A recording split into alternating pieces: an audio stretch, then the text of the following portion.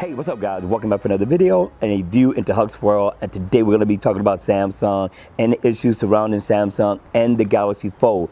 Now, I got to let you know in the door, this is not about bashing Samsung or anything like that. If you don't know, I'm Samsung, Team Samsung, till the casket drops, right? All day long. Now, let's talk about it. First off, I was going to do a review on the Galaxy Fold anyway because I really wanted to know from people their thoughts and their feelings on this $2,000 smartphone and if it was worth the buy. And then I was going to, of course, share my opinion and my viewpoint on that as well. But before I could do the video, I seen a podcast that was being hosted by Josh Regard. Also, Jaime was on there and Sherlyn from Engadget. And it was an awesome podcast. I really enjoyed it. And then my man Boyd at work showed up and he took it through the roof. He had issues with the review that The Verge did on the Galaxy Fold. Now, for me, I think anybody has a right to their viewpoint so far as what they feel and their views on the Galaxy Fold or any product at hand that they want to do a review on, whether it be negative, whether it be positive. That's on them. It doesn't mean that it's right. Doesn't necessarily mean that it's always wrong. But it's their opinion. Me, I don't have one on that, but I will share my feelings about that as well. But what I want to touch on is that Samsung did something that I commend them on, and it's something that I noticed about Samsung, that they always take care of the issue right away. Quite like the Galaxy Note 7, of course, they don't want something like that happening again, so of course they're dealing with this issue right away. Now, I believe Samsung is taking responsibility because I think it is their responsibility for why the thing happened with the screen being peeled off. And regardless of whether you put the information on there or not, that should have been tucked away.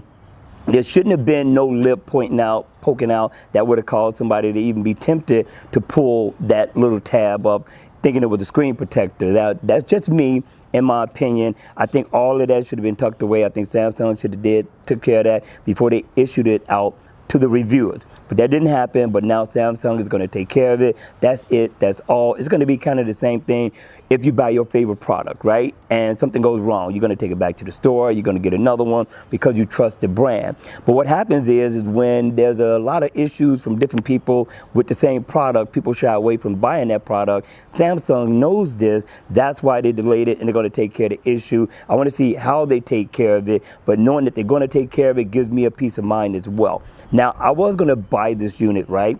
But it didn't sit well with me so far as the design is concerned. With a lot of people, they love this design.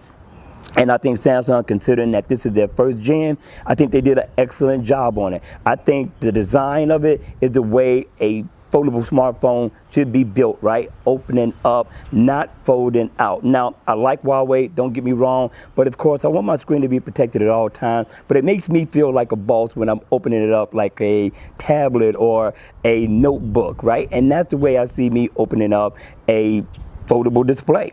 Now, that's just me.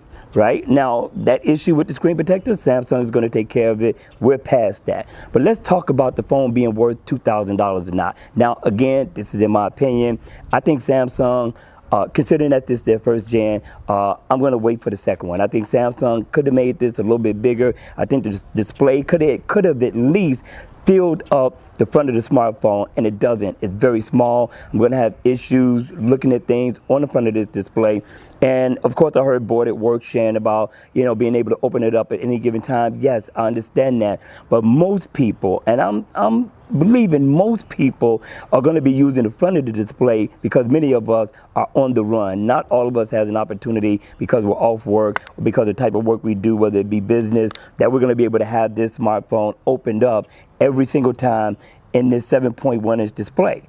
Now, me, I'm always on the run, so therefore, I want to look at my phone, I want to answer it, I want to go on it, I want to watch YouTube, and if I want to watch it on the bigger screen, then I can unfold it. But I believe 90% or 80% of the people who are going to be using this smartphone are going to be using it on the run, and they're going to be using the front of the display more than they will with this smartphone unfolded. Again, that's just the way I see it. Doesn't mean that it's a bad product. I think it's a great product to be a first gen. I think they did an excellent job, and I'm looking forward to Samsung bringing the second gen and bringing the noise a little bit harder with that one. All right, you all, that's going to be it for this video. Hit me in the comment section down below. I would love to know your thoughts on this $2,000 smartphone. All right, you all, that's going to be it for the video. I hope you enjoyed it. I hope it was informative, and if it was, please make sure you hit the like button on the way out. And if you want to see more videos like this, then by all means, make sure you subscribe to the channel. And I'll see you all again at the next video. Take care. It feels good out here. Feels really, really nice. Peace out.